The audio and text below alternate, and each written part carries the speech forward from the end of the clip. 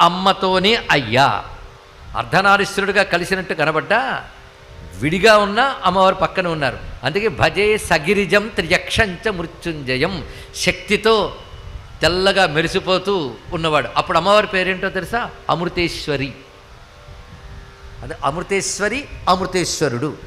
అమృతేశ్వరి మంత్రం అనే మంత్రశాస్త్రంలో చాలా ఉంది. ఆ గోళ మనకెందుకు? అమృతేశ్వరాయ నమః అనుకుని అమ్మవారిని అయ్యవారిని తెల్లని కమలంలో కూర్చొని చంద్రలేఖ దాల్చి అమృతంతో తడిసిపోతున్న రూపాన్ని ఒక్కసారి మనస్సులో ధ్యానిస్తే చాలండి.